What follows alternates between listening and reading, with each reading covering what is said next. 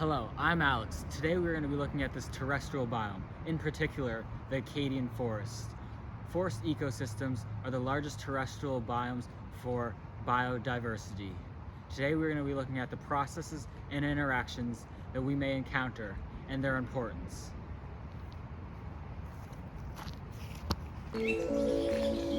Firstly, let's look at the trees. You may notice they have no leaves, but why? This is because seasons. Let's take a closer look at what seasons actually are. So here's Earth's sun in yellow. We'll call that the sun. And then here's Earth in blue. And as Earth rotates around the sun, like this,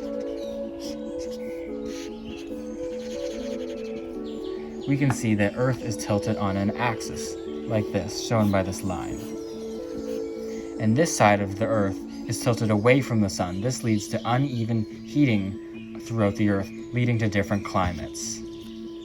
As we continue our walk, we see many interactions taking place.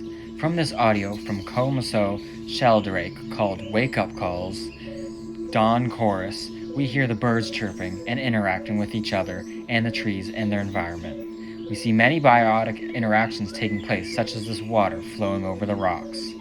Now let's listen to the water for a second from the audio from Ich Bin Chris.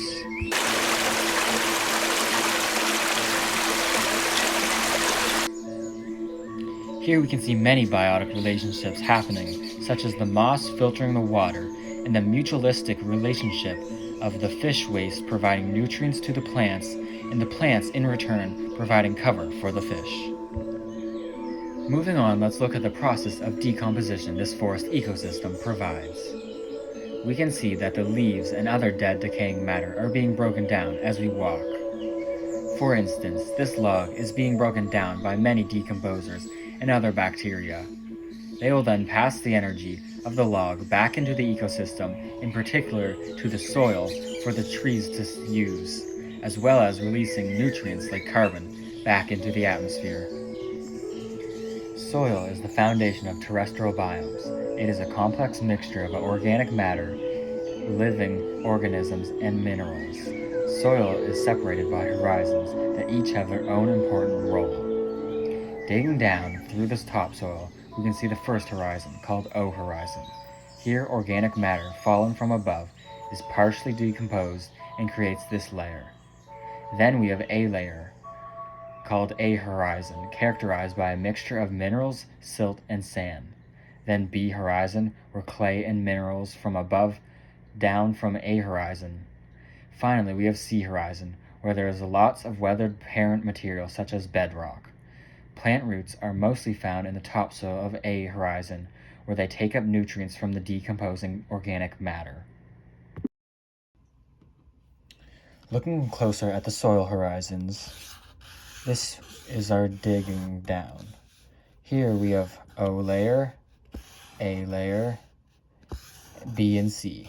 O, A, B, and C. They are then subdivided into more layers. This would be considered the upper layer. Then we have the secondary layer and the deepest layer. Tree roots go down to about the A layer, where they bring up nutrients and store carbon.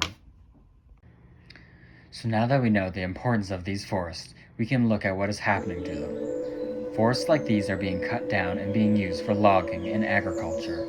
Disturbances to the forest will increase nutrients loss, such as all the carbon stored in the trees and plants. It will reduce biodiversity by removing all the trees and animals, because they will lose their habitats of where they live. This will all affect the earth by climate change. I am standing on the traditional land of the Mi'kmaq people, so it is also important to look at how they view the land. The traditional ways of the two-eyed seeing is a gift of multiple perspectives. Humans live in coexistence with the forest, and so by destroying the forest, we are also destroying ourselves. They teach that they must only take what is necessary and no more. That is why we must respect the forest and the organisms that we share the land with.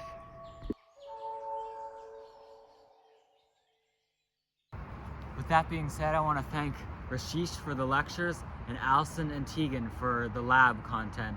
for teaching me lots about ecology this term. Thank you.